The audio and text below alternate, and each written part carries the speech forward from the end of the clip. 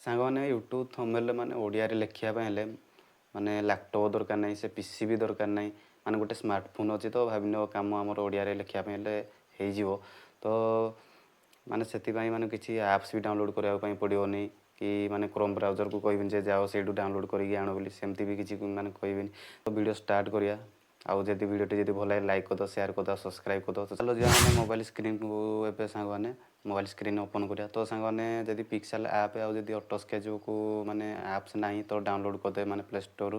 ତ ମୁଁ ତ ମାନେ ପିସାଟେ ମାନେ ଆପ୍ ୟୁଜ୍ କରେନି, ମୁଁ ଅଟୋ ସ୍କେଚବୁକ୍ ଆପ୍ ୟୁଜ୍ କରେ। ତ ଚାଲ ଯିବା ଅଟୋ ସ୍କେଚବୁକ୍ ଆପ୍କୁ ଓପନ୍ କରିବା। ତ ଏବେ ଯିବା ମାନେ କେମିତି ଓଡ଼ିଆରେ ଲେଖି ହେବ ତ ସେଇଠି ମାନେ ଯିବା। ତ ଚାଲ ଏବେ ଯିବା ଷ୍ଟାର୍ଟ କରିବା ଭିଡ଼ିଓ। ତ ଏବେ ମାନେ ମୁଁ ଯାଉଛି ଅଟୋ ସ୍କେଚବୁକ୍ ଓପନ୍ କରିବି। ତ ମୁଁ ଗୋଟେ ଆଗ ମାନେ ଥମ୍ବନେଲ୍ର ଗୋଟେ ସାଇଜ୍ ନେଇଯିବି, ମାନେ ଭାବିନିଅ ମୁଁ ଗୋଟେ ମାନେ ଥମ୍ବନେଲ୍ ଲେଖିବି ମାନେ ୟୁଟ୍ୟୁବ୍ ଥମ୍ବନେଲ୍ କେମିତି ବନେଇବା, ତ ସେଇ ଟାଇପ୍ର ଗୋଟେ ମୁଁ ଲେଖିବି। ତ ଆଗ ୟୁଟ୍ୟୁବ୍ର ସାଇଜ୍ ଗୋଟେ ନେଇଯିବି। ତ ଏଇ 3 ମାନେ ଲାଇନ୍ ଗୋଟେ ଅଛି, ତ ସେଇଠି ମୁଁ କ୍ଲିକ୍ କରିବି। ତ ନ୍ୟୁ ସ୍କେଚ୍ ଉପରେ ମୁଁ କ୍ଲିକ୍ କରିଦେବି। ତ ଏଇଠି ମାନେ 3ଟା ଲାଇନ୍ ପୁଣି ଅଛି, ତ ସେଇ ଉପରେ ମୁଁ କ୍ଲିକ୍ କରିବି ପୁଣି।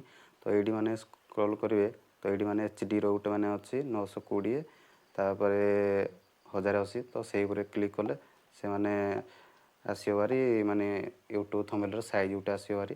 ତ ମୁଁ ତାପରେ ଗୋଟେ ଆଣୁଛି ଭାରି ବ୍ୟାକ୍ଗ୍ରାଉଣ୍ଡ ଗୋଟେ ଆଣୁଛି ଭାରି। ବ୍ୟାକ୍ଗ୍ରାଉଣ୍ଡ ଗୋଟେ ଆଣି ସାରିଲା ପରେ ତାକୁ ମୁଁ ଠିକ୍ ଠାକ୍ ଏଠି ପୁରା ସାଇଜ୍ରେ ରଖିଦେବି। ତ ମୁଁ ଗୋଟେ ମାନେ ଫଟୋ ଆଣିବି ଭାରି।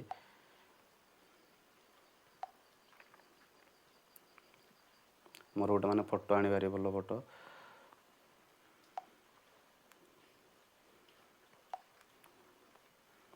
ତ ଭାଇନ ମୁଁ ଏଇ ଫଟୋଟା ଆଣିଲି ଭାରି। ତ ଆକୁ ଏଇଠି ଏମିତି ମାନେ ସାଇଜ୍ରେ ରଖିଦେବି। ଆକୁ ଏଇଠି ରଖିଦେଲି। ତ ବ୍ୟାକ୍ଗ୍ରାଉଣ୍ଡଟା ଟିକେ ମୋତେ ଭଲ ଲାଗୁନି, ତ ତାକୁ ମାନେ ଉଲ୍ଟା କରିକି ରଖିଦେବି। ତ ଏବେ ଟିକେ ଠିକ୍ ହେଲା। ତ ଗୋଟେ ମାନେ ଗ୍ରୀନ୍ର ଗୋଟେ ମାନେ ଲାଇଟ୍ ଗୋଟେ ଆଣିବି ଭାରି, ମାନେ ଭଲ ଦେଖାଯିବା ପାଇଁ। ଆଉ ଏଇଟା ଗୋଟେ ଲାଇଟ୍ ମୁଁ ଆଣିଲି, ପଛଆଟି ମୁଁ ଦେଇଦେବି ଏଇଟା ମାନେ ଆଉ ଟିକେ ଭଲ ଦେଖାଯିବା ପାଇଁ। ତ ଏମିତି ଏଇଟା ଦେଇଦେବି।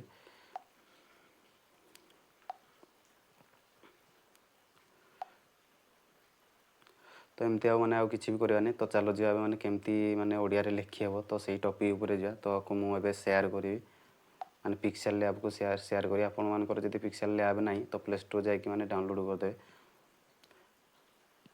ତ ଆକୁ ମୁଁ ସେୟାର କରିବି ଏବେ ମାନେ ପିକ୍ସେଲ୍ ଲ୍ୟାବ୍କୁ।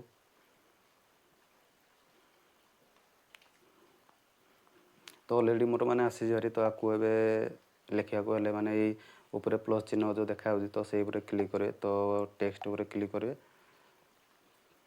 ତ ଏଇଠି ମୁଁ ଲେଖିଦେବି ମାନେ ଏକ୍ଜାମ୍ପଲ୍ ଭାବିନିଅ ମୁଁ ଲେଖିଦେବି ମାନେ ୟୁଟ୍ୟୁବ୍ ଥମ୍ବନେଲ୍ କେମିତି ବନେଇବା। ତ ସେଇ ଟାଇପ୍ର ଗୋଟେ ମୁଁ ଲେଖିଦେଉଛି YU। ତ ଏଇଠି ମାନେ ଯେଉଁ ଦେଖାଯାଉଛି ମାନେ ପୃଥିବୀ ଟାଇପ୍ର ଯେଉଁ ଦେଖାଯାଉଛି ତ ସେଇ ଉପରେ କ୍ଲିକ୍ କରିବେ। ତ ଓଡ଼ିଆ ଟାଇପିଂ ଆସିବ ଭାରି। ତ ଏଇଠି ମାନେ ଓଡ଼ିଆରେ ମାନେ ସ୍ପେଲିଂ କରିକି ଲେଖିବାକୁ ପଡ଼ିବ। ତ ଏଇଠି ମୁଁ ଲେଖିବି ମାନେ ୟୁଟ୍ୟୁବ୍ ଥମ୍ବନେଲ୍ କେମିତି ବନେଇବା। ତ ଏଇଠି ମାନେ ଇଂଲିଶ ମାନେ ଏଠି ଟାଇପିଂ କରିବାକୁ ପଡ଼ିବ। ତ ଓଡ଼ିଆରେ ସେ ଲେଖି ହେଇଯିବ। ଭାବିନିଅ ମୁଁ ଏଠି ଲେଖିବି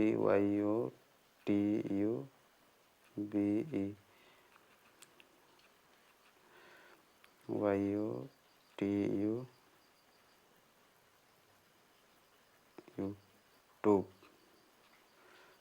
ୟୁଟ୍ୟୁବ୍ ଭାବିନିଅ ଯେ ଦେଖନ୍ତୁ ମୋର ମାନେ ଲେଖିଗଲା। ଦେଖିପାରୁଥିବେ ମାନେ ଆରାମସେ ପୁରା ଲେଖିଗଲା, ମାନେ ବେଶୀ କିଛି ଛେଡ଼ଛାଡ଼ କରିବାର ନାହିଁ। ତ ଏଇଠି ମୋର ୟୁଟ୍ୟୁବ୍। ତ ଆକୁ ମୁଁ ଏଇଠି ଏମିତି ରଖିଦେବି। ତ ଆକୁ ମାନେ ଭଲ ମାନେ ଷ୍ଟାଇଲିଶ୍ରେ ଟିକେ ଦେଇଦେବା। ତ ମୁଁ ମାନେ ଫ୍ରଣ୍ଟକୁ ଯିବି।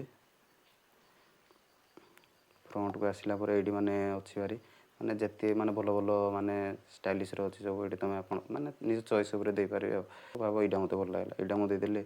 ତ ତାପରେ ମାନେ ଷ୍ଟକ୍ ଦେବା ପାଇଁ ତ ଏଇଠି ମୁଁ ଆକୁ ଯିବି, ଷ୍ଟକ୍କୁ ଯିବି। ତ ଏଇଠି ମାନେ ଅନ୍ କରିଦେବି। ତ ଆଉଟି ମାନେ ଆଟ୍ରାକ୍ଟିଭ୍ ଭଳିଆ ତ ଲାଗିବ। ତ ମୁଁ ଆକୁ ରାଇଟ୍ କରିଦେବି ଏଇଠି ୟୁଟ୍ୟୁବ୍ ଥମ୍ବନେଲ୍ କେମିତି ବନେଇବା। ତ ମୁଁ ପୁଣି ଯିବି ମାନେ ପ୍ଲସ୍ ଚିହ୍ନ ପରେ ପୁଣି ଟେକ୍ସଟକୁ ଯିବି। ପୁଣି ଏଠି ଲେଖିଦେବି ଥମ୍ବନେଲ୍ କେମିତି ବନେଇବା। ତ ଥମ୍ବନେଲ୍ଟା ମୁଁ ମାନେ ଆଉ ଟିକେ ଆଟ୍ରାକ୍ଟିଭ୍ ମାନେ ଦେଖାଯିବା ନେଇ ତ ଏଇଟା ଥମ୍ବନେଲ୍ଟା ମୁଁ ଇଂଲିଶରେ ଲେଖିଦେବି THU ଥମ୍ବନେଲ୍ଟା ଲେଖିଗଲା। ତ ଏଇଠି ମୁଁ ଏଇଟା ଦେଇଦେବି।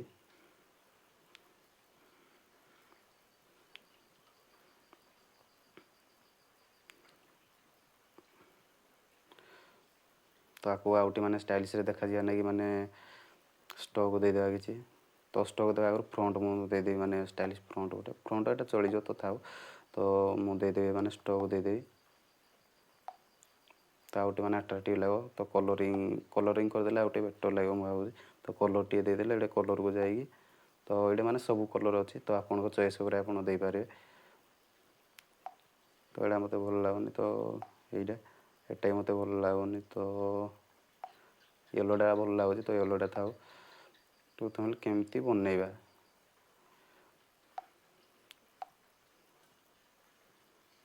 କେମିତି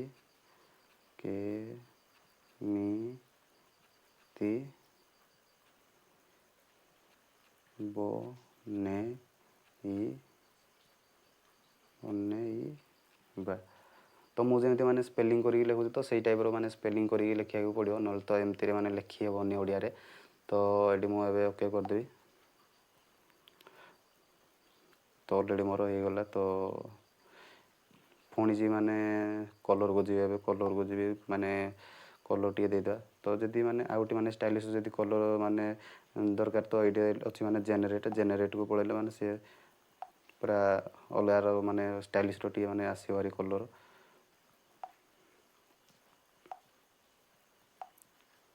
ତ ମୋତେ ଏଇଟା ଭଲ ଲାଗୁଛି, ତ ଏଇଟା ମୁଁ ରଖିଦେଉଛି। ତାପରେ ଯିବି ଫ୍ରଣ୍ଟକୁ ଗଲା ପରେ, ତାପରେ ଏଇଟା ମୁଁ କ୍ଲିକ୍ କରିବି। ତ ଏଇଟା ମୋତେ ଭଲ ଲାଗୁନି, ପୁଣି ଏଇଟା ମୁଁ କ୍ଲିକ୍ କରିବି। ତ ଏଇଠି ମାନେ ସବୁ ଅଛି, ତ ଆପଣଙ୍କ ହିସାବରେ ଆପଣ ଚଏସ୍ କରିକି ଦେଇପାରିବେ ଆଉ।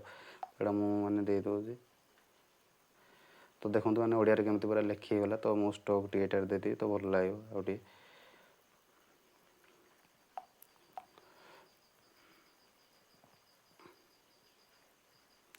ତ ମୁଁ ତ ମୋର ମାନେ ବନେଇ ଦେଇଛି, ତ ଆପଣ ମାନେ ଆପଣଙ୍କ ହିସାବରେ ବନେଇବେ କେମିତି ମାନେ ଭଲ ଦେଖାଯିବ। ତ ମୁଁ ମୋ ହିସାବରେ ମାନେ ବନେଇ ଦେଇଛି। ତ ଆଉ ତ ଏମିତି ମାନେ କିଛି ଛେଡ଼ଛାଡ଼ ଏମିତି ମାନେ କିଛି କରିବାର ନାହିଁ। ଆପଣଙ୍କ ମୋବାଇଲ୍ ଅଛି ତ ସବୁ ଅଛି, ତ ଆଉ ତ କିଛି କରିବାର ନାହିଁ। ତ ଭାବିନି ଆଉ ଟିକେ ଯଦି ଆଟ୍ରାକ୍ଟିଭ୍ ଦେଖାଯିବା ନାଗି ମୁଁ ଯିବି ମାନେ ଏବେ ପୁଣି ଗ୍ୟାଲେରୀକୁ ଯିବି ଭାରି।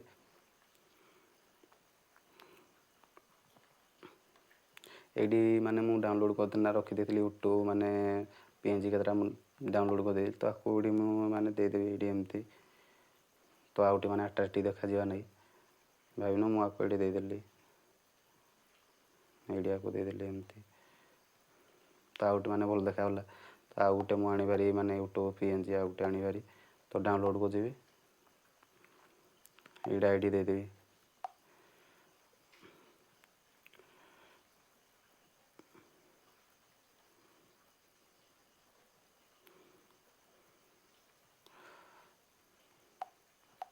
ତ ଆଉ ଗୋଟେ ଆଣିବା ଭାରି PNG ପଛଆଡ଼େ ଗୋଟେ ଦେଇଦେବା।